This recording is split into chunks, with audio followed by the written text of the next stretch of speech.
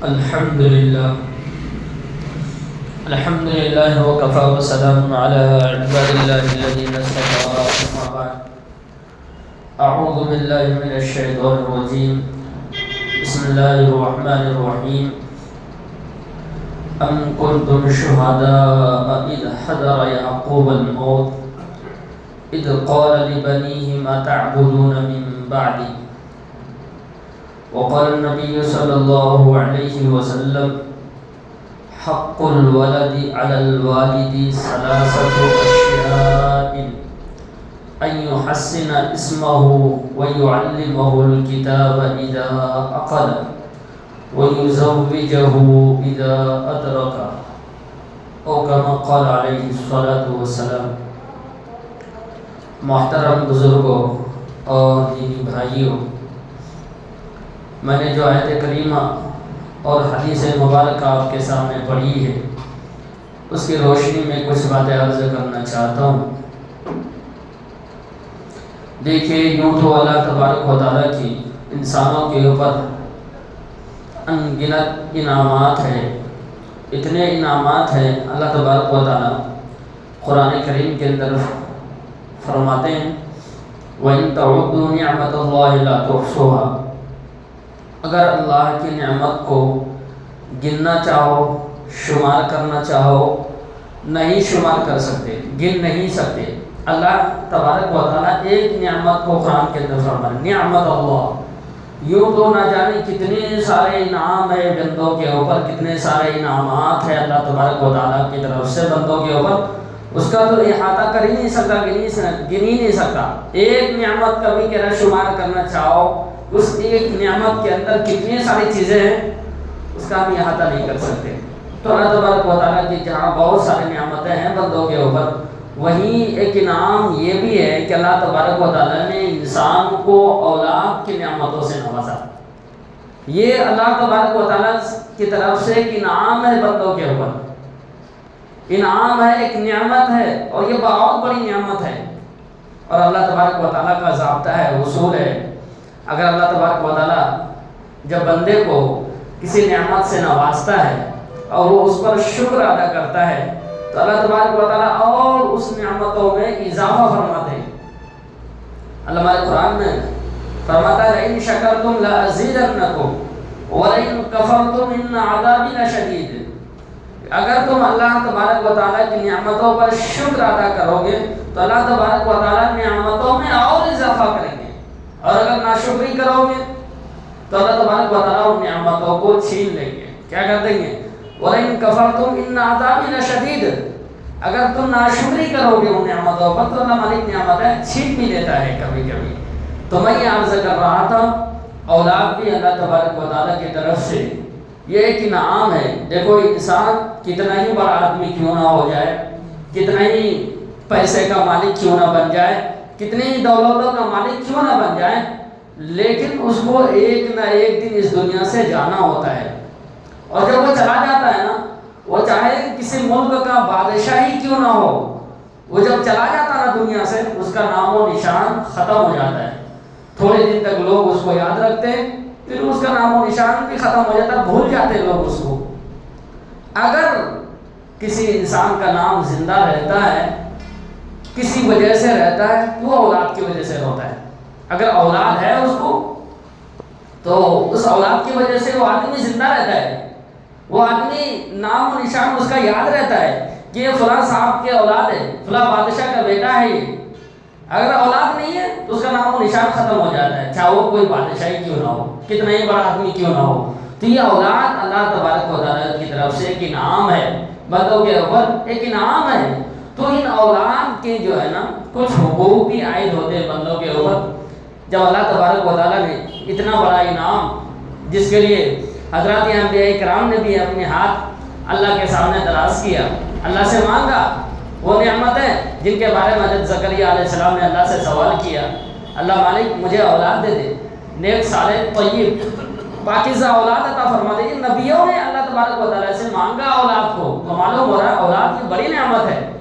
حضرت ابراہیم علیہ السلام کے بارے میں آتا ہے کہ حضرت ابراہیم علیہ السلام 80 سال سے بھی کہیں زیادہ عمر کے ہو گئے تھے. پھر بھی اللہ تبارک و تعالیٰ کے دربار میں درخواست پیش کی، اللہ مالک اس عمر کے اندر جا کر اولاد کی کمی کا احساس ہو رہا ہے، اللہ مالک رب هب لی من الصالحین، ایک نیک صالح اولاد عطا فرما دیجیے۔ یہ دعا کر رہے تو معلوم ہو رہا ہے جب حضرات انبیاء کرام نے اولاد کے لیے دعائیں کی ہیں تو معلوم ہو رہا ہے کہ یہ اولاد اللہ تبارک و تعالیٰ کی طرف سے بہت بڑا انعام ہے بندوں کے اوپر، جو ہمارے کو اور آپ کو بغیر مانگے دیا اللہ مالک نے۔ کیسے دیا؟ بغیر مانگے عطا فرمایا اللہ مالک نے، یہ اللہ کی طرف سے انعام ہے آپ کے اوپر، ہمارے اوپر۔ بہت سارے لوگ ایسے ہیں جو خواہش رکھ رہے ہیں، تمنا رکھ رہے لیکن بوڑھے ہو گئے، لیکن ان کو اب تک اولاد نہیں ہے، رو رہے وہ لیکن ان کو کوئی اولاد نہیں ہے۔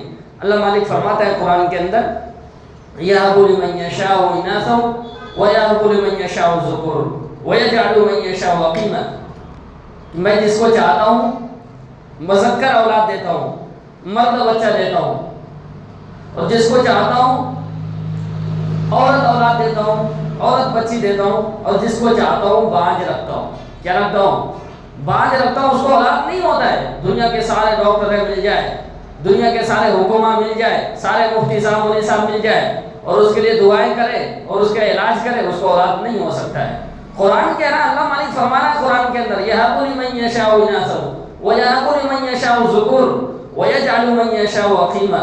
یہ اولاد کا خزانہ اللہ نے اپنے پاس رکھا ہے، کسی مولوی صاحب، مفتی صاحب، حکیم صاحب، ڈاکٹر صاحب کے پاس نہیں ہے، نہیں دے سکتا وہ۔ اس لیے ہم دیکھتے ہیں دنیا کے اندر بہت سارے ڈاکٹر ہیں، بڑے بڑے ڈاکٹر ہیں، کوئی اولاد نہیں ہے اس کو۔ ہم بہت سارے حکیموں کو دیکھتے ہیں کہ اس کو کوئی اولاد نہیں ہے۔ بہت سارے تعویذ لکھنے والے اللہ والے مولوی صاحب، مفتی صاحب ایسے بھی گزرے ہیں دنیا سے، جو انہوں نے بہت سارے ہزاروں کتابیں لکھی، بہت سارے تعویذ کے اوپر کتابیں لکھی انہوں نے، خود ان کو ایک بھی اولاد نہیں۔ یہ ہم دیکھتے ہیں آنکھوں سے۔ کیوں؟ یہ انسان کے ہاتھ میں نہیں ہے، یہ مولوی صاحب، مفتی صاحب، حکیم صاحب، ڈاکٹر صاحب کے ہاتھ میں نہیں ہے۔ اگر ہوتا تو اپنا لا لیتا نا، ہے ہی نہیں نا۔ اس لیے تو حضرات انبیاء کرام نے بھی اللہ کے سامنے درخواست کی، اللہ مالک ربی هب لی من الصالحین کہہ رہا ہے۔ اللہ کا خلیل ہے ابراہیم علیہ السلام، خلیل اللہ ہے، اللہ کے دوست ہے، وہ بھی درخواست کر رہے ہیں اللہ مالک سے، اللہ مالک مجھے اولاد عطا فرما دیجیے۔ تو یہ اولاد جو ہے نا بہت بڑی نعمت ہے، جس اولاد کے لیے حضرات انبیاء کرام نے اپنے ہاتھ اللہ کے سامنے دراز کیا، اللہ کے سامنے ہاتھ پھیلایا اور کہا اللہ مالک اولاد کی نعمتوں سے نواز دے۔ تو اولاد اللہ کی طرف سے ایک نعمت ہے، ایک انعام ہے۔ اگر آپ کو ہمارے کو ملا ہوا ہے نا، اس نعمتوں پر اللہ کا شکر ادا کریں، اور جو بچوں کے حقوق ہے نا وہ بھی ادا کریں۔ اولاد کی یوں تو بہت سارے حقوق ہوتے ہیں جن کی بہت لمبی فہرست ہے۔ کچھ باتیں میں اولاد کے حقوق کے سلسلے میں آپ کے سامنے عرض کرنا چاہتا ہوں کہ پہلا حق، دیکھو اولاد دنیا میں آیا نہیں، ابھی بچہ پیدا ہوا نہیں، ابھی اس سے پہلے ہی شروع ہوتا ہے اولاد کا حق۔ اولاد کا حق دنیا میں آنے سے پہلے ہی ہے۔ حق کا باپ جو ہے نا اولاد کے لیے اچھی ماں کا انتخاب کرے۔ پہلا حق بچوں کا کہ باپ اولاد کے لیے اچھی ماں کا انتخاب کرے۔ اچھی سے بولے تو خوبصورت نہیں، نیک سیرت ہونی چاہیے، اس کا کردار، اس کے اخلاق، وہ متقی، دیندار، پرہیزگار عورت ہو۔ کا ایسی عورت کا انتخاب کرے جو نیک ہو اولاد کے لیے۔ کمینہ بازاری عورتیں، دھندے کرنے والی عورت سے شادی نہ کرے۔ کیا کرے؟ کیوں؟ کیا ہوگا اس سے؟ اس سے ہوگا یہ کہ وہ بچہ آگے چل کر جو ہے نا آر محسوس کرے گا، وہ باپ کو باپ کہتے ہوئے شرم محسوس کرے گا، وہ ماں کو ماں کہتے ہوئے شرم محسوس کرے گا۔ کیوں؟ باپ اس کا اچھا نہیں تھا، باپ نے اس کے جو نا ماں جو اس کے لیے انتخاب کیا، اس بچے کے لیے جو گود انتخاب کیا نا، وہ گود صحیح نہیں تھا، وہ گود صحیح نہیں تھا، متقی پرہیزگار عورت نہیں تھی۔ تو بچہ آر محسوس کرے گا، باپ کو گری ہوئی نظروں سے دیکھے گا کہ میرا باپ صحیح نہیں تھا، انہوں نے بازاری عورت سے شادی کیا، نیک اور دیندار عورت سے شادی نہیں کیا۔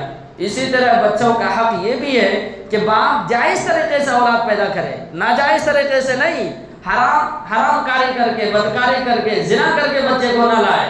کیوں؟ وہ بچہ بھی آگے چل کر جو ہے نا سر اٹھا کر معاشرے کے اندر جی نہیں سکتا ہے، وہ یہ سر اٹھا کر اس کو جینے کا حق نہیں دے گا معاشرہ، سب اس کو گری ہوئی نظروں سے دیکھے گا، بولا تو زنا کہلائے گا، وہ زانیہ کا بیٹا کہلائے گا، وہ زنا کا بیٹا کہلائے گا۔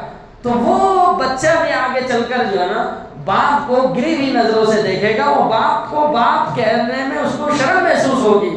اس لیے پہلا حق بچوں کا بنتا یہ ہے کہ بھئی باپ جو ہے نا اچھی ماں کا، بچے کے لیے اچھی ماں کا، نیک ماں کا انتخاب کرے، نیک ماں سے شادی کرے۔ اس لیے حدیث پاک کے اندر آتا ہے تنکح المرأة لأربع لمالها ولحسبها ولجمالها ولدینها فاظفر بذات الدین۔ حضور نے فرمایا کہ شادی جو ہے نا، شادی کے اندر جو انتخاب کیا جاتا ہے نا لڑکی کا، عورت بچی کا، دلہن کا جو انتخاب ہوتا ہے نا، جو شادی کے لیے بہو لانا ہوتا ہے نا، تو لوگ کیا کیا دیکھتے ہیں، اس میں سے ایک تو حضور نے فرمایا تنکح المرأة لأربع لمالها، مال کی وجہ سے شادی کرتے لوگ، ولحسبها، وہ کون سے خاندان کی ہے، حسب نسب کیا ہے اس کا، بڑے خاندان والی ہونی چاہیے، ولجمالها، تیسری چیز جو دیکھتے ہیں کہاں، وہ خوبصورتی کو دیکھتے ہیں کہ بچہ جو میرا داماد بننے والا ہے وہ خوبصورت ہے کہ نہیں، وہ جو میری بہو بننے والی ہے وہ خوبصورت ہے کہ نہیں۔ حضور نے فرمایا جمال کو بھی دیکھتے لوگ، ولدینها، آخر میں جا کر دین کو دیکھتے۔ کہاں دیکھتے؟ آخر میں، وہ دیندار بھی ہے تو ٹھیک ہے، پہلے کیا دیکھتے؟ مال کو ہی دیکھتے، پھر حسب نسب، پھر جمال، پھر بعد میں دین کو۔ حضور نے لوگوں کو، صحابہ کو مخاطب کر کے فرمایا فاظفر بذات الدین، دینداری کی بنیاد پر شادی کرو۔ کس بنیاد پر؟ تقوی اور پرہیزگاری کی بنیاد پر شادی کرو۔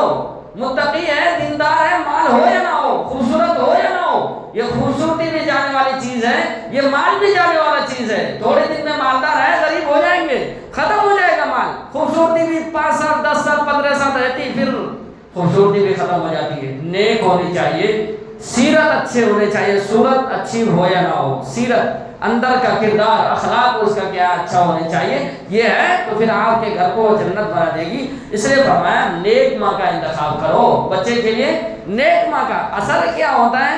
ایک واقعہ ہے، بہت تفصیلی واقعہ ہے، حضرت مبارک رحمۃ اللہ علیہ کا۔ حضرت عبداللہ بن مبارک بہت بڑے محدث گزرے ہیں دنیا کا، بہت بڑے اللہ والے تھے، بہت بڑے محدث تھے۔ حضرت امام بخاری، جنہوں نے حضرت بخاری شریف لکھی ہے، ان کے استاد تھے۔ حضرت امام ابو حنیفہ رحمۃ اللہ علیہ کے شاگرد تھے حضرت عبداللہ بن مبارک۔ ان کے والد کیسے تھے؟ بیٹا دیکھو کتنا بڑا بنا، والد کیسے تھے کہہ رہے ہیں۔ حضرت مبارک رحمۃ اللہ علیہ کے بارے میں آتا ہے کہ حضرت جو ہے نا نوکری کیا کرتے تھے، اور وہ بھی باغ میں کیا ہے پانی وغیرہ ڈالنے کا خدمت انجام دیتے تھے۔ چنانچہ کہہ رہے ہیں مالک نے، ایک دن مالک آیا باغ کے اندر اور اس کو پیاس لگی شدت کے، اور اس نے کہا مبارک میرے لیے جو ہے نا یہ جو انار ہے نا، انار کا جوس لے کر آؤ، مجھے بہت پیاس لگی ہے۔ چنانچہ حضرت مبارک رحمۃ اللہ علیہ نے ایک گلاس جوس انار کا لے کر آیا، تو وہ کھٹا تھا۔ بادشاہ مالک نے جب پیا تو وہ کھٹا محسوس ہوا۔ حضرت مبارک سے فرمایا دوسرا لاؤ، دوسرا گلاس لایا دوسرے جھاڑ سے، وہ بھی کھٹا، تیسرا منگایا، تیسرا بھی کھٹا۔ تو مالک غصے ہو گیا اور اس نے کہا مبارک تو برسوں سے اس باغ کے اندر کام کرتا ہے، تیرے کو نہیں معلوم کہ اس باغ کے اندر کون سے انار کا جھاڑ کا انار میٹھا ہے، کون سے کا کھٹا ہے، تیرے کو نہیں معلوم، برسوں سے تو خدمت کر رہا ہے، پانی ڈال رہا ہے۔ تو حضرت مبارک نے سر جھکا لیا اور کہا کہا مالک صاحب آپ نے مجھے نا یہاں پر خدمت کے لیے رکھا ہے، انار چکھنے کے لیے نہیں رکھا ہے، کھائے کے لیے رکھا ہے۔ مدتوں ہو گیا آج تک میرے ایک انار کو ہاتھ بھی نہیں لگایا میں نے، کیوں؟ آپ نے مجھے دیکھ ریکھ کرنے کے لیے رکھا ہے، کھائے کے لیے، دیکھ ریکھ کرنے کے لیے، پانی ڈالنے کے لیے رکھا ہے، خدمت کے لیے رکھا ہے، انار چکھنے کے لیے نہیں رکھا۔ میں نے آج تک ایک انار کو بھی چھوا تک نہیں ملی۔ تو چنانچہ کہ مالک جو ہے نا حضرت مبارک کے اس امانت داری پر اور اس طرح کے سچائی پر کیا ہے، حضرت مالک نے کہا حضرت مبارک رحمۃ اللہ علیہ سے کہا کہ آپ جو ہے نا بہت اونچے آدمی معلوم ہوتے ہیں، آپ کی خدمت یہاں نہیں، آپ ہمارے گھر کے اندر رہیے۔ کہاں رہیے؟ گھر کے اندر رہیے، گھر کے اندر خدمت انجام دیجیے۔ چنانچہ کہہ رہا گھر کے اندر حضرت مبارک رحمۃ اللہ علیہ کی ڈیوٹی لگا دی گئی، کہہ رہا وہاں رہتے تھے۔ ایک دن دیکھا کہ مالک جو ہے نا کیا ہو رہا ہے، اندر جا رہا باہر آ رہا ہے، اندر جا رہا باہر آ رہا ہے، بہت پریشان حال ہے۔ تو حضرت مبارک نے پوچھا مالک صاحب آپ بہت پریشان لگ رہے ہیں۔ یوں تو غلام کو یہ حق حاصل نہیں ہوتا کہ وہ مالک کے داخلی یا اندرونی چیزوں کے بارے میں پوچھے، یہ غلام کو حق نہیں ہوتا ہے، لیکن میں آپ سے عرض کرنا چاہ رہا ہوں کہ اگر کیا پریشانی ہے آپ کو، بھئی آپ اندر جا رہے باہر آ رہے گھر جا رہے آ رہے، کیا پریشانی، کچھ بتاؤ، ہو سکتا ہے اگر میرے پاس حل ہو تو میں بتا دوں۔ تو اس کے مالک نے کہا کہ مبارک بات یہ ہے کہ میری ایک ہی بچی ہے، مجھے مرد اولاد ایک بھی نہیں ہے، ایک بیٹی ہے اور بہت شریف ہے، بہت نیک ہے، اور بے انتہا خوبصورت بھی ہے. اس کے رشتے جو ہے نا بہت سارے جگہوں سے آ رہے ہیں. کیا آ رہے ہیں رشتے؟ وہ شہزادوں کے رشتے بھی آ رہے ہیں، بادشاہوں کے بیٹے کے رشتے آ رہے ہیں، بڑے بڑے مالداروں کے رشتے آ رہے ہیں. اب ہمارے کو سمجھ میں نہیں آ رہا ہے کہ بھائی چننا کون سا ہے، داماد کون سا چننا ہے، وہ مالدار والا چننا ہے، کون سا چننا ہے وہ سمجھ میں نہیں آ رہا ہے. بہت سارے رشتے ہیں. تو حضرت مبارک رحمۃ اللہ علیہ نے مالک سے کہا کہ حضرت دیکھو دنیا کے اندر جو چل رہا ہے نا، دنیا میں رشتوں کو جو چنا جاتا ہے نا، جو بڑے بڑے مذاہب ہے جیسے عیسائی مذہب ہے، یہودی مذہب ہے، تو یہودی مذہب میں ہوتا کیا ہے کہ یہودی لوگ جو ہے نا شادی جو کرتے ہیں نا، شادی کے اندر مالداری کو دیکھ کر کرتے ہیں. یہودی لوگ جو شادی کرتے ہیں کہ اگر بچہ مالدار ہے، بچی والا مالدار ہے تو شادی کر دیتے ہیں، مالداری کو دیکھتے ہیں. اور عیسائی مذہب میں ہوتا یوں ہے کہ وہ لوگ مالداری کو نہیں خوبصورتی کو دیکھتے ہیں کہ بچہ خوبصورت ہے، بچی خوبصورت ہے، نکاح طے کر دیتے ہیں. کیا کر دیتے ہیں؟ طے کر دیتے ہیں شادی کو. اور ہمارے اس مذہب کے اندر ہمارے اور آپ کے آقا جناب محمد رسول اللہ صلی اللہ علیہ وسلم کے یہاں پر دینداری کے بنیاد پر شادی کی جاتی ہے. تو آپ ان میں سے چن لیجئے. آپ دیکھیے اگر آپ کو عیسائی مذہب کے مطابق آپ کو عمل کرنا ہے تو آپ خوبصورتی کو دیکھیے. اگر آپ کو یہودی مذہب کے مطابق عمل کرنا ہے، داماد چننا ہے، تو آپ مالداری کو دیکھ لیجئے. اگر ہمارے دین کے مطابق نبی پاک صلی اللہ علیہ وسلم کے دین کے مطابق شادی کرنا ہے تو آپ دینداری کو دیکھ لیجئے. اس میں حیران ہونے کی، پریشان ہونے کی کیا ضرورت ہے؟ کہ وہ مالک اندر گیا، بیوی سے مشورے کیا، چنانچہ مشورہ کرنے کے بعد باہر آیا اور اس نے کہا میں نے جتنے بھی لڑکے آئے نا، چونکہ ہم آقا کو ماننے والے ہیں، نبی کو ماننے والے ہیں، ہم نبی کے غلام ہیں، اس کے طریقے کو چھوڑ کر دوسرے کے طریقے پر میں شادی کروں، ایسا نہیں ہو سکتا. تو میں نے سارے رشتوں کے اندر غور کیا. وہ جو شہزادے ہیں، بادشاہوں کے بیٹے کے رشتے ہیں، مالداروں کے بیٹے کے رشتے ہیں، سب میں غور کیا میں نے. تو وہ سب تو نیک ہیں، شریف ہے، لیکن ان سب میں سب سے زیادہ شریف مجھے آپ ہی معلوم ہو رہے. کون معلوم ہو رہے؟ وہ غلام. کیا کہہ رہے ہیں؟ سب سے زیادہ متقی پرہیزگار آپ لگ رہے ہیں. اس لیے میرا فیصلہ ہے، میری بچی کا فیصلہ اور میری بیوی کا فیصلہ یہی ہے، میں اپنی بیٹی کا رشتہ تم سے کرنا چاہتا ہوں، حضرت مبارک سے. غلام ہے، غلام. چنانچہ کہہ رہا نکاح طے کر دیا گیا، نکاح ہو گیا. اور ان دونوں کے ساتھ سے جو بچہ پیدا ہوا کہہ رہا ہے وہ کون سا تھا؟ وہ حضرت عبداللہ بن مبارک تھا، جو سب سے بڑے محدث گزرے دنیا کے، جو حضرت امام بخاری کے بھی استاد ہے. یہ انہی متقی پرہیزگاروں. تو اس میں کہا جاتا ہے بھئی عورتیں جو ہونی نا، بہو جو لا رہے ہیں ہم، بیوی جو ہے نا وہ نیک ہونی چاہیے. تو پھر بچے کیسے پیدا ہوں گے؟ نیک اللہ والے پیدا ہوں گے. کیسے ہوں گے؟ اللہ والے. کتنے بڑے محدث ہیں، کہ اتنے بڑے محدث تھے کہ جب ہارون الرشید کا زمانہ ہے، ہارون الرشید کے زمانے میں بغداد کے اندر ایک دن ہارون الرشید نے محسوس کیا کہ بھئی پورے سڑکوں پر ہر جگہ دھول ہی دھول لگ رہا ہے، ایسا کہ آندھی آ گئی. باندیوں سے، خادموں سے کہا جا کر باہر دیکھو یہ آندھی کائے کی ہے، یہ دھول کیوں اڑ رہی ہے سڑکوں کے اوپر. چنانچہ معلوم کیا تو باندھی باہر سے آئی. بادشاہ سلامت سے کہا بادشاہ سلامت آج ایک شہنشاہ آ رہا ہے یہاں پر. کون آ رہا ہے؟ بادشاہ آ رہا ہے، شہنشاہ آ رہا ہے، بادشاہ آ رہا ہے. تو ہارون رشید نے کہا کہ بھئی بادشاہ، پورے ملک کا اتنے بڑے آدھی دنیا سے زیادہ کا حکمراں میں ہوں، اور میرے علاوہ بادشاہ کون ہو سکتا ہے؟ بھائی میں ہی بادشاہ، وہ دوسرا بادشاہ میرے سامنے کون آ گیا؟ چنانچہ اس باندی نے کہا امیر المومنین، ہارون رشید کی حکومت بہت بڑی حکومت تھی، اتنی بڑی تھی. ایک مرتبہ ہارون رشید نے بادل کو مخاطب کر کے کہا اے بادل، تو جہاں بھی برسے گی نا، جہاں بھی برسے گا، جہاں بھی اس سے جو اناج پیدا ہوگا نا وہ ہمارے یہاں پر خزانے میں آئے گا. کہاں آئے گا؟ جہاں بھی تو برسے. اتنی بڑی حکومت کا مالک تھا ہارون رشید. اب اس کے سامنے کہا بادشاہ آ رہا، بادشاہ، شہنشاہ آ رہا. باندی نے کہا کہ وہ کون سا شہنشاہ ہے؟ باندی نے کہا دیکھو بادشاہ سلامت ہارون رشید صاحب، آپ تو لوگوں کے جسموں پر حکومت کرتے ہیں نا، آج جو بادشاہ آ رہا ہے نا وہ لوگوں کی دلوں پر حکومت کرتا ہے. وہ اسلامی دنیا کا سب سے بڑا محدث حضرت عبداللہ بن مبارک رحمۃ اللہ علیہ آ رہے ہیں آج. اس لیے سب ان کے استقبال کے اندر دھول اڑ رہی ہے اور سب لوگ کھڑے ہیں یہاں پر. تو میں یہ عرض کر رہا تھا کہ اتنا بڑا بچہ پیدا کیسے ہوتا ہے، اتنا بڑا محدث بنتا کیسا ہے، اتنا بڑا عالم بنتا کیسا ہے؟ یہ متقی اور پرہیزگار. ماں باپ اگر تقوی والا ہے، متقی ہے، پرہیزگار ہے نا، پھر بچہ ایسا پیدا ہوتا ہے. اس لیے حضور نے فرمایا پہلا حق یہ ہے کہ باپ جو ہے نا بچوں کے لیے نیک ماں کا انتخاب کرے. کیسے؟ وہ عورت جو ہماری بیوی بننے والی ہے، وہ بہو جو ہم گھر کے اندر لانے والے ہیں نا، وہ دیندار ہونی چاہیے، متقی اور پرہیزگار ہونی چاہیے. تو پھر کیا ہوگا؟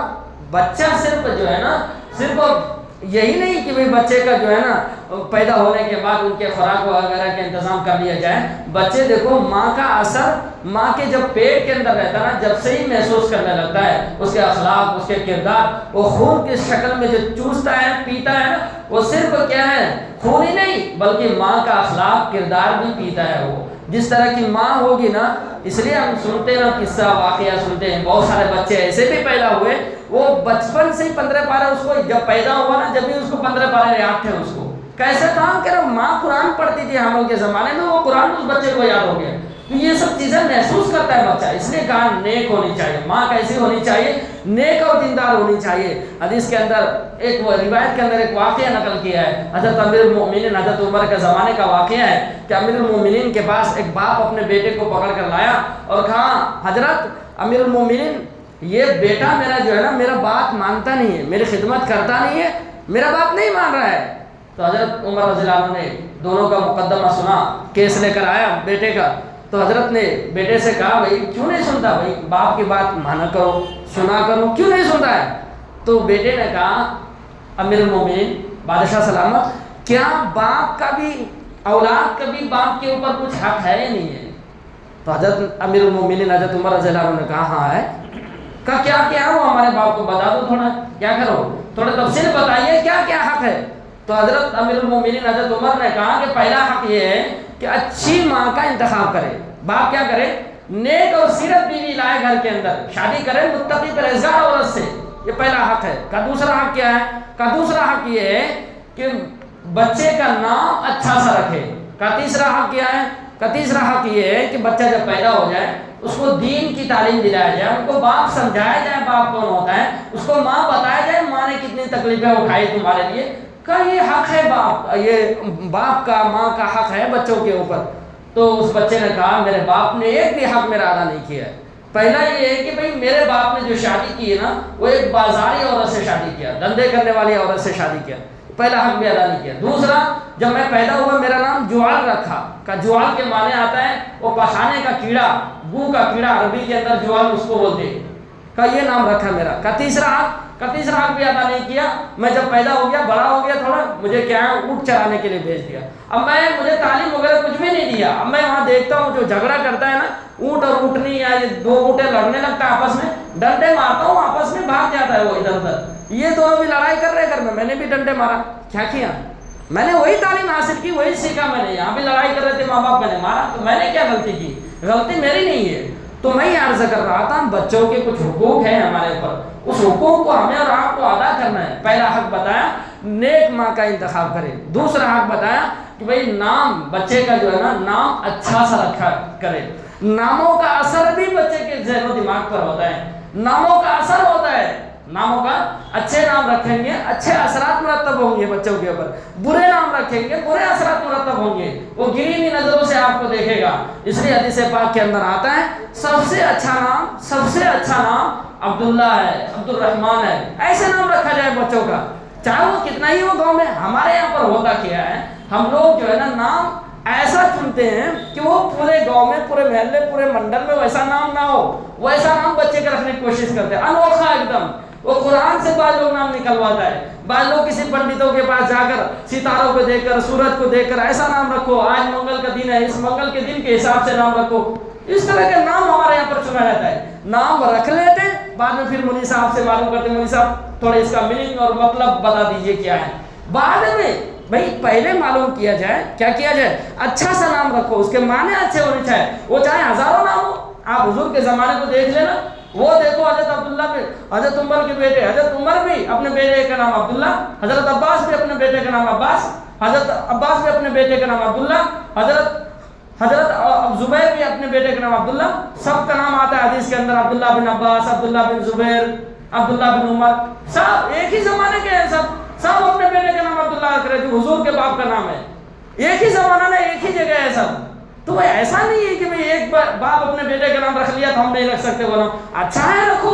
پسندیدہ نام تھا عبداللہ. حضور نے فرمایا سب سے بہتر نام سب سے اچھا نام عبداللہ عبد الرحمن ہے. بیٹے کا رکھو. کیا کرو ایسا نہیں ہونی چاہیے چاہیے کہ جو قرآن میں قرآن ہی نام ہونا چاہیے بولتا ہے. قرآن میں تو ہر طرح کے نام ہے, ہر چیز کا ذکر ہے. وہ نام رکھنے کی کتاب نہیں ہے, وہ تو مسئلے مسائل بتانے کی کتاب ہے, وہ تو لوگوں کو ترغیب دلانے کی کتاب ہے. قرآن نام رکھنے کی کتاب نہیں ہے. اب قرآن میں طرح طرح کے الفاظ کا ذکر ہے, مسئلے بتایا قرآن نے. اس میں خنزیر کا لفظ بھی ہے, اس میں کتے کا لفظ بھی ہے, اس میں چور کا بھی ہے, چورنی کا بھی ذکر ہے. ہر ایک کا ہے, منافق ہے, یہی نام رکھ لو گے پھر بھائی ہوتا ہے. ہم نے سنا ہے بہت سارے جگہوں, ہمارے دوست لوگ بھی بہت سارے پڑھتے, وہ عجیب عجیب نام ہے. سارق نام رکھا ہے. قرآن کہتا ہے السارق والسارق فاقطعوا ایدیہما, چور اور چورنی دونوں کا ہاتھ کاٹ دیے. سارق کے معنی ہے چور, نام رکھ لیا چور. بھائی سارق اچھا نام سننے میں تو اچھا لگ رہا ہے, لیکن معنی دیکھنا نا کیا ہے اس کا. بہت سارے نام ہم سنتے ہیں, کلبن نام رکھا ہے. کلبن کیا معنی آتا ہے؟ کتا معنی آتا ہے اس کے. عربی میں کلبن کے معنی ہے, عربی میں کتے کو کلبن کہتے ہیں, کتے نام رکھ رہا ہے. یہ معنی کو دیکھنا ہے کیا ہے اس کا. اب ایک جگہ میں نے سنا نام ابلیس لے رہا, بچے کا نام ابلیس رکھا ہے. ذرا قرآن میں ہے نا مولوی صاحب, کہاں ہے ابلیس؟ ابلیس کے معنی کیا آتا ہے؟ شیطان آتا ہے. کیا معنی آتا ہے؟ ابلیس نام رکھا ہے. تو یوں اس طرح کے نام لوگ رکھتے ہیں. تو ایسا نہیں ہونا چاہیے کہ قرآنی نام ہونا ہی ضروری ہے, نہیں.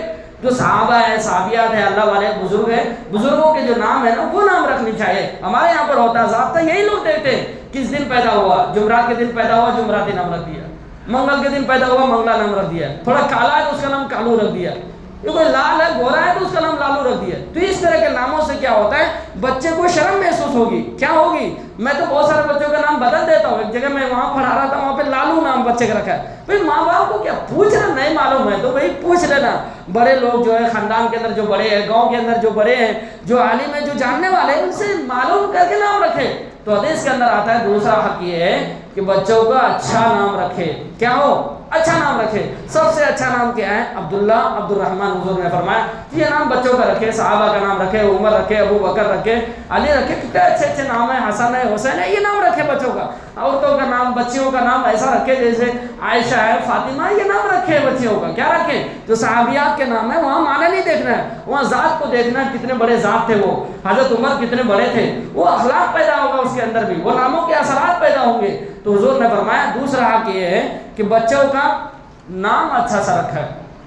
اور تیسرا حق فرمایا حضور نے کہ بچے جب بولنے لگے, سمجھنے لگے, تو اس کو تعلیم دلایا جائے, اس کو تہذیب سکھایا جائے, بڑوں سے بات کرنے کا ادب سکھلایا جائے, ملنے جلنے کا, اٹھنے بیٹھنے کا, کھانے پینے کا, چلنے پھرنے کا طریقہ سکھلایا جائے کہ اسلامی طریقہ کیا ہے, لباس کا, عادت و اخلاق سکھائے جائے اس کو. جو اچھے اخلاق ہیں وہ اس کی تعلیم دے, باپ اس کی تعلیم دے اس کو کہ شرعی لباس کیا ہے, شرعی طریقے پر کھانا کیا ہے, اسلام کے مطابق کیسے کھانا چاہیے, کیسے پینے چاہیے. یہ ساری چیزیں کہ باپ کی ذمہ داری ہے. یہ باپ بچوں کا حق ادا کرے. کیا کرے؟ اچھے عادات اس کو سکھلائے. ایسے ہی جو برے عادات ہیں, برے کام ہیں, اس کے نفرت اس کے دلوں کے اندر بٹھائے بچپن ہی سے. کیوں؟ وہ بچہ جو ہوتا ہے نا چھوٹا ہوتا ہے, آپ جدھر اس کو موڑو گے نا ادھر مڑ جائے گا. وہ نیکی کے راستے کی طرف ڈالو گے نا وہ نیک بن جائے گا. اور اگر بچے کو تربیت نہ کی جائے, اس کو سکھلایا نہ جائے نا, وہ برائی کے راستے پر چلا گیا نا, تو پھر بڑے ہونے کے بعد کتنا ہی آپ سیدھا کرنے کی کوشش کرو گے نا, وہ سیدھا ہونے والا نہیں ہے. جب کہتے ہیں نا چھوٹا پودا جب چھوٹا ہوتا ہے نا, جبھی سے اس کو جدھر آپ موڑو گے نا جھاڑ کو, ادھر مڑ جائے گا. وہ بڑا ہو گیا نا, موٹا ہو گیا نا, بڑا ہو گیا نا, اب کتنا ہی آپ سیدھا کرنے کی کوشش کرو, جیسا ہے نا ویسا ہی رہے گا. وہ اسی طرح اولاد ہے, یہ جو بچپن میں ہوتا ہے نا, اس کو جدھر آپ چلائیں گے نا جس راستے پر, اس راستے پر چل جائے گا. وہ اس کا ذہن و دماغ بالکل خالی ہوتا ہے, سارے اچھے اخلاق سیکھ جائے گا. وہ بڑے ہو گیا نا, وہ برا اس کا دوست بن گیا نا, اب کتنا ہی آپ اس کو سدھارنے کی کوشش کریں گے, وہ سدھرنے والا نہیں ہے. آپ تھک جاؤ گے, پریشان ہو جاؤ گے, پھر سارے اللہ والے, سارے مولوی صاحب, مفتی صاحب سے دعائیں کرو گے, تعویذ بھی لو گے, وہ کبھی بھی سیدھا ہونے والا نہیں ہے. تو بچپن کے اندر موقع ہے, اس کو اچھی تعلیم دیا جائے, اچھی تہذیب سکھایا جائے اس کو, اور بری چیزوں سے اس کو نفرت دلائی جائے. چوری ہے, جھوٹ ہے, غیبت ہے, ان ساری چیزوں کی نفرت ان کے دلوں کے اندر, بچوں کے دلوں میں بٹھایا جائے. یہ بچوں کا حق ہے, یہ باپ ادا کرے. باپ کو نہیں معلوم تو جو جاننے والے ہیں ان کے پاس لے کر جائیں اور ان سے کہے کہ آپ ہمارے بچوں کو یہ ساری چیزیں سکھائیں. آپ یہ بچوں کا کیا حق ہے, اچھی تعلیم دلانا. تعلیم سے مراد یہاں پر جو ہے نا انگریزی تعلیم دلانا نہیں ہے کہ باپ کے اوپر ہزاروں لاکھوں کروڑوں روپے خرچ کر کے بچے کو انجینئر اور ڈاکٹر بنانا فرض ہے. نہیں, تعلیم سے مراد یہاں پر دین کی تعلیم ہے. دین کی تعلیم دلانا یہ باپ کے ذمہ ضروری ہے. فرض ہے، فرض باپ کے ذمے فرض ہے، ضروری ہے. ایسے ہی ضروری ہے جیسے بچوں کے لیے کھانے کا انتظام کرنا کہ وہ کہیں بھوک سے مر نہ جائے میرا بیٹا. اس کے لیے جتنا کھانے کی زیادہ ضرورت نا، اتنے اس سے کہیں زیادہ اس کو دین کی تعلیم دلانے کی ضرورت ہے. جتنا کھلانے کی ہم فکر کرتے ہیں نا، اس سے کہیں زیادہ ہمارے بچوں کو کیا ہے، دین کی تعلیم آ جائے، اس کو باپ سمجھ میں آ جائے، اس کو ماں سمجھ میں آ جائے، اس کو اللہ سمجھ میں آ جائے، نبی، آخرت، جنت، جہنم سمجھ میں آ جائے، اس سے کہیں زیادہ ہے. کھانے سے کہیں زیادہ ہمیں فکر کرنی چاہیے. تو تعلیم سے مراد کیا ہے؟ یہاں پر دین کی تعلیم ہے، وہ دنیاوی تعلیم نہیں. ہمارے یہاں پر ہوتا کیا ہے، عموماً ہم لوگ جو ہے نا دین کی تعلیم اس کو نہیں دلاتے. نتیجہ کیا ہوتا ہے، وہ بچے بگڑ جاتا ہے. وہ کیا ہو جاتا ہے؟ بگڑ جاتا ہے. دنیا کی تعلیم میں دین کی تعلیم کچھ بھی نہیں ہے. وہ الف سے الحمدوں کے الف سے بھی واقف نہیں ہے. وہ ہم دنیاوی تعلیم کے اندر اس کو کیا ہے ڈال دیتے ہیں. پھر نتیجہ کیا ہو جاتا ہے؟ بہت سارے واقعات ایسے ہمارے کو اور آپ کو کیا سننے میں ملتا ہے کہ کیا ہوا کہ باپ کا جنازہ ہے، بیٹے نے پڑھا نہیں. کیا ہے؟ کیسے پڑھے گا بھائی؟ آپ نے اس کو سکھایا نہیں، وہ سکھانے کا انتظام ہی نہیں کیا. بھائی تھوڑے سے ناظرہ پڑھ لینے سے کہتے ہیں مولوی صاحب پڑھ لی نا ہماری بچی، ہمارے بچے پڑھ لیا، قرآن ختم کر دیا. حالانکہ قرآن ختم کر دیا، کہتا ہے ختم کر دیا. بھئی اس کو ختم کا لفظ بھی صحیح نہیں معلوم ہے، اس کو الحمدوں کا الف کے بارے میں نہیں معلوم ہے کیسے پڑھنا ہے اس کو. بھئی قرآن ختم نہیں کرنا ہے، بھئی دین کی سمجھ پیدا کرنا ہے اس کے اندر. اللہ اس کو صرف بٹھا نہیں دینا ہے. تعلیم اسی کو نہیں کہتے. فرض کتنا دین کا علم سکھانا ہے بچوں کو، بھئی عقائد کا علم ہو، اس کو اللہ کے بارے میں بتایا جائے. صرف وہ بتایا نہیں جائے، اس کے دل کے اندر بٹھا دیا جائے. جس طرح ہمارے ماں باپ نے ہمارے کو سکھا دیا، زندگی بھر موت تک کاٹ دے مار ڈالے، ہم اپنے ایمان کو نہیں چھوڑ سکتے. ہم مسلمان ہی مریں گے. کیوں؟ ہمارے ماں باپ نے ہمارے کو سکھایا ہی ہے. بھئی لوگ مار ڈالے، کچھ بھی کر دے، جو یقین ہے ہمارا، اسی پر ہم جمے رہیں گے. ہم ایسے ہی کہہ رہے ہیں، ہم اپنے بچوں کو سکھا کر جائے. بھئی ہمارے ماں باپ نے ہمارے لیے انتظام کیا، ہم مسلمان ہیں الحمدللہ، ہم نماز پڑھتے ہیں. ہم اپنے بچوں کے لیے تو کم سے کم ہم اپنے بچوں کو ایسا بنا کر جائے نا. یہ فتنوں کا دور ہے، ہمارے زمانے کی طرح وہ دور نہیں ہے جو ہمارے باپ دادا کا دور تھا نا. وہ سیدھے سادے لوگوں کا دور تھا، بھولے بھالے لوگ تھے. ایسا یہ زمانہ نہیں ہے، یہ زمانہ فتنوں کا دور ہے. چاروں طرف سے ہمارے بچوں کے اوپر اٹیک اور حملہ ہو رہا ہے. ہر طرف سے اس کے ایمان کو ختم کرنے کی سازشیں اور کوششیں چل رہی ہے. ایسے وقت میں، ایسے دور میں بچوں کا ایمان صحیح سلامت رہ جائے، وہ مسلمان ہونے کی حالت میں زندہ رہے اور ایمان پر اس کا خاتمہ ہو، مسلمان ہونے کی حالت میں مرے، یہ بہت ناممکن سا نظر آ رہا ہے. یہ بہت پرفتن دور ہے. ہوش میں آنے کا وقت ہے، غفلت کا پردہ جو ہے چاک کرنے کا وقت ہے کہ ہم اپنے بچوں کی فکر کریں. اس ماحول کے اندر، جس ماحول میں ہم اپنے بچوں کو پڑھا رہے ہیں نا، یقین نہیں آتا ہمارے کو وہ بچہ مسلمان ہونے کی حالت میں رہے گا اور مسلمان ہی اس دنیا سے مرے گا. یہ یقین کے ساتھ ہم نہیں کہہ سکتے. ایسا دور ہے یہ، کیونکہ وہ تعلیم، وہ تہذیب سب وہی ہے. بھئی آپ نہیں دیکھ رہے ہیں حضرت یعقوب علیہ السلام کے بارے میں آتا ہے کہ یعقوب علیہ السلام کا قصہ پہلے پارے میں اللہ نے آخر میں نقل فرمایا ہے. قرآن یہ قصے کہانی کی کتاب نہیں ہے، لیکن اللہ نے ذکر فرمایا یعقوب علیہ السلام کا واقعہ. ام کنتم شہداء اذ حضر یعقوب الموت اذ قال لبنیہ ما تعبدون من بعدی. کہہ رہا ہے سارے خاندان کے جتنے بھی لوگ ہیں نا، سب کو، بیٹوں کو، نواسوں کو، پوتروں کو جمع کیا یعقوب علیہ السلام نے. کب کہہ رہا موت کے وقت. کب جمع کیا؟ اذ حضر یعقوب الموت اذ قال لبنیہ ما تعبدون من بعدی. حالانکہ دیکھ لو یعقوب علیہ السلام کا خاندان دیکھ لو، سب نبی کا خاندان ہے. وہ وہی کو اترتا ہوا دیکھ رہا ہے. کیسا؟ جبرائیل علیہ السلام آ رہے ہیں نا گھر کے اندر، وہی لے کر آ رہے ہیں، اللہ کا پیغام لے کر آ رہے ہیں. جب بھی کہہ رہے یعقوب علیہ السلام فکر کر رہے ہیں اولاد کی، پوتوں کی، نواسوں کی. کیا کہہ رہے ہیں؟ موت کے وقت کہہ رہے جمع کیا سب کو، پورے خاندان کے لوگوں کو. کہاں پر؟ مصر کے اندر رہتے تھے یعقوب علیہ السلام، مصر کے اندر رہتے تھے. کہہ رہے کب آئے تھے؟ کہہ رہے یوسف علیہ السلام کے زمانے میں آئے تھے. نبوت، نبی والا خاندان ہے. دیکھو یعقوب علیہ السلام کا بیٹا یوسف وہ بھی نبی ہے، بلکہ بنی اسرائیل کے عیسیٰ علیہ السلام تک جتنے بھی نبی آئے ہیں نا، مفسرین کہتے ہیں وہ سب یعقوب علیہ السلام کے خاندان سے ہے. سب نبی والا خاندان ہے، وہ نبوت والا خاندان ہے. اس سے زیادہ علم، اس سے زیادہ پرہیزگار ہو سکتا ہے کوئی؟ وہ دادا بھی نبی ہے اسحاق علیہ السلام، اس کے باپ بھی نبی ابراہیم علیہ السلام. وہ حضرت اسماعیل جو ابراہیم علیہ السلام کے بیٹے ہیں، اسحاق کے بھائی ہیں، وہ بھی نبی ہے. سب نبی ہے. پھر بھی کہہ رہا فکر کر رہے اولاد کی. ہمارے اور آپ کی طرح بے فکر باپ نہیں تھا. کیسے؟ ہمارے اور آپ کی طرح بے فکر غفلت والا باپ اور دادا نہیں تھا. کیسے تھے؟ کہ فکر کر رہے موت کے وقت بھی کہ مجھے جو ہے نا آپ اس بات کی کیا کرو، گارنٹی دو کہ تمہاری موت جو آئے گی نا وہ ایمان کے اوپر آئے گی، تم مسلمان رہو گے۔ چونکہ وہ مصر آ گئے تھے یوسف علیہ السلام کے زمانے میں، وہ واقعہ بہت طویل ہے کہ یوسف علیہ السلام مصر کا بادشاہ بنے، باپ کو بھی بھائیوں کو بھی سب کو بلا لیا تھا، وہیں پر بس گئے۔ چونکہ مصر کے اندر جو حالات تھے نا ایسے ہی حالات ہیں جیسے اب کے زمانے کے ہمارے یہاں پر حالات ہیں، جیسے ہمارے اسکولوں کا نظام ہے نا، جیسے ہم غیروں کے ساتھ رہتے ہیں، غیروں کے ساتھ کھاتے ہیں، ان کی عیدوں میں شریک ہوتے ہیں، وہ ہماری عیدوں میں آتا ہے، ان کے تہواروں میں ہم جاتے ہیں، ان کے ساتھ تجارت کرتے ہیں، ان کے ساتھ کاروبار کرتے ہیں۔ پھر مصر کے حالات بھی یہی تھے، مصر کے حالات یہی تھے، وہ مشرکوں کا ماحول تھا، چاروں طرف شرک ہی شرک تھا، وہ لوگ بھی سورج اور چاند کی پوجا کرنے والے تھے، سب ایک ہی خاندان ہے یعقوب علیہ السلام کا، یوسف علیہ السلام کا جو اللہ کی عبادت کرنے والا ہے۔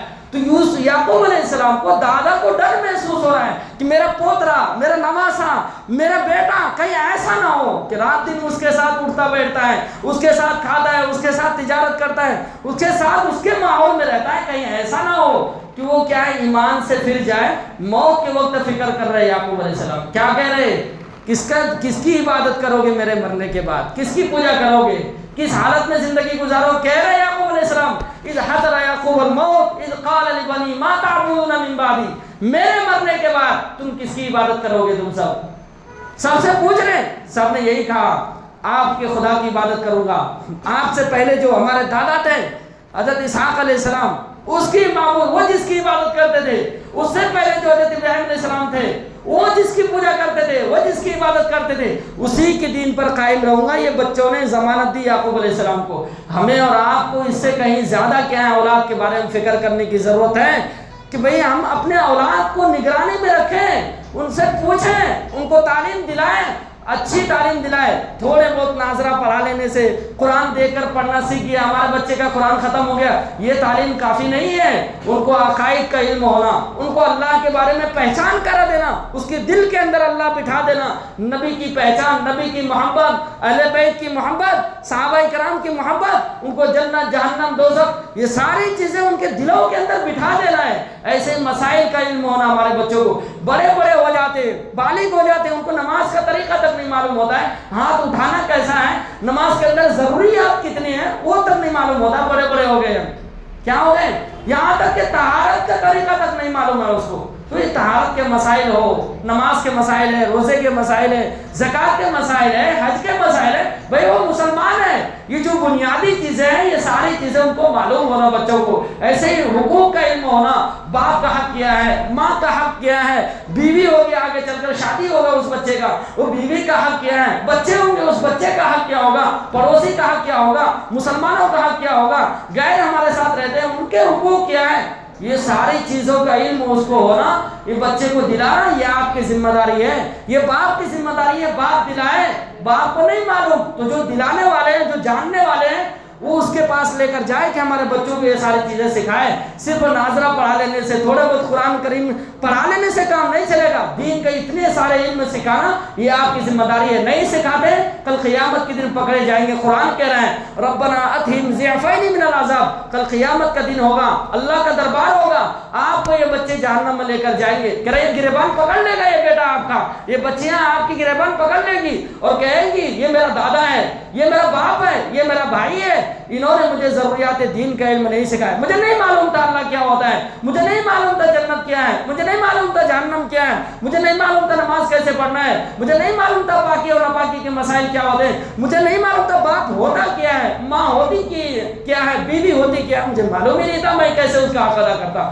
یہ ذمہ داری یہ باپ کی ذمہ ہے، کل قیامت کے دن آپ کو جواب دینا پڑے گا۔ کہہ رہا یہ بچے آپ کو گریبان پکڑ کر جہنم میں لے کر چلے جائیں گے اور اللہ سے کہیں گے اللہ مالک ان کو ڈبل عذاب دے، ربنا اتہم ضعفین من العذاب، اللہ ہم میں جو گمراہ ہوئے، ہم جو غلط راستے پر چلے نا، ہم جو دوا پینے والے بن گئے، ہم اپنی وجہ سے نہیں، باپ کی وجہ سے بنا، میں دادا کی وجہ سے بنا، باپ خود ایسا تھا، باپ دادا ایسا ہی تھا، انہوں نے ہمارے کو صحیح تعلیم اور صحیح تربیت نہیں کی جس کی وجہ سے میں گمراہ ہو گیا۔ تو میں یہ عرض کر رہا تھا ہمارے اور آپ کی ذمہ داری صرف اتنی نہیں ہے کہ پیدا کر دینا بچے کو، صرف ان کو خوراک کا جسمانی ضرورت کا خیال رکھنا، ان کو موٹا کیسے بنانا ہے، نہیں، اس سے کہیں زیادہ کیا ہے اس کی فکر کرنا ہے ہمارے اور آپ کو کہ اس کو دین کا علم کیسے آ جائے، یہ فکر کرنا ہے۔ نہیں تو خدا کی قسم ہماری حالت ایسے ہی ہوگی۔ ہم زمانے میں دیکھ رہے ہیں یہ زمانہ دور نہیں. میں قریب کا ایک واقعہ سنا رہا ہوں. میں یہیں اس قریب کے اندر میں ایک کھیڑے گاؤں میں جنازہ پڑھانے کے لیے گیا. وہ بیٹا ہے, بیٹا بڑا بیٹا گھر کا کہہ رہا ہے, بالکل پگڑی اگڑی بھی باندھ رکھا ہے اور پھل ایک دم دوا پی رکھا ہے. وہ کیا کر رکھا ہے, ماں کا جنازہ, ماں کا جنازہ. میں نے خود اپنے آنکھ سے دیکھا, میں پڑھایا اس جنازے کو, وہ ماں کا جنازہ نہیں پڑھا, اس نے ایک مٹھی مٹی نہیں ڈالا. تو ایسے بچوں سے کیا فائدہ ہے؟ ہم اور آپ جس بچوں کی پرورش کر رہے ہیں نا, جس بچوں کو اس ماحول کے اندر پڑھا رہے ہیں نا, اس بچوں کو بھی کچھ نہیں آتا ہے. بھئی آخری وقت میں آدمی کی یہ تمنا ہوتی ہے ہمارا بیٹا, ہمارا پوترا ہمارے کو ایک دعا دے تاکہ ہماری مغفرت ہو جائے. وہ آخری وقت میں جنازے کی نماز نہیں پڑھ سکتا ہے, نہیں پڑھا سکتا ہے. وہ کس کام کا ہے, کس لائق ہے؟ کیا امیدیں اس سے وابستہ ہے آپ کی؟ کیوں آپ کے مرنے کے بعد آپ کو فاتحہ پڑھ دیں گے جا کر؟ آپ کے مرنے کے بعد وہ کچھ پڑھ کر آپ کو بخشیں گے؟ آپ کے نام سے مسجد مدرسے بنوائیں گے؟ آپ کے نام سے غریبوں کو کھانا کھلائیں گے؟ ہو سکتا ہے ایسا؟ نہیں ہو سکتا ہے. جس کو اتنا اتنے سے چھوٹے سے کام ہے, ایک مرتبہ الحمد پڑھ کے دعا نہیں کر سکتا ہے, ایک مرتبہ جنازے کی دعا پڑھ کر دعا نہیں دے سکتا, وہ آپ کی کیا کر سکتا ہے جی؟ کچھ بھی نہیں کر سکتا ہے. اس لیے بہت ضرورت ہے, بے انتہا ضرورت ہے. یہ ماحول جہاں پر ہم رہ رہے ہیں نا, جس ماحول کے اندر ہم اپنے بچوں کو پڑھا رہے ہیں نا, یہ بہت بدبودار ماحول ہے.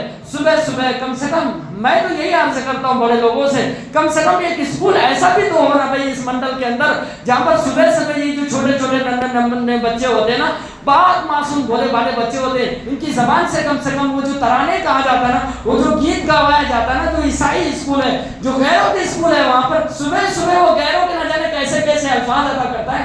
کیا اس کا یقین کیا بنے گا آگے چل کر, وہ کیسا وہ مسلمان رہ سکتا ہے؟ کم سے کم ایک اسکول تو ایسا ہو, چھوٹے چھوٹے ہی ہو, وہ تھوڑے دور تک کلاس ہو, اس میں کم سے کم صبح صبح اللہ کا نام لے کر پڑھائی کو شروع کرے. ایسے اسکول کھولو, ان اسکولوں کے اندر آپ کے بچے یہ مسلمان رہنا اس کا باقی رہے ایمان کے اوپر نہیں کہہ سکتے, ناممکن سا نظر آ رہا ہے. اس لیے میں بڑے لوگوں سے یہ درخواست کر رہا ہوں, آپ اپنے بچوں کو, اگر آپ ان کی دینی تعلیم مکمل نہیں ہے نا, آپ اس کی ایسے اسکولوں کے اندر پڑھاؤ جہاں کا ماحول تھوڑا اسلامک ہو, یا ایسا نہیں ہے تو اس کی دینی تعلیم مکمل کراؤ, یا اپنا اسکول کھولنے کی فکر کرو, نہیں تو یہ بچے مسلمان رہ جائے, ایسا ناممکن سی بات ہے. اللہ تبارک و تعالی ہم سب کو ان باتوں پر عمل کرنے کی توفیق بخشے. سننا پڑے.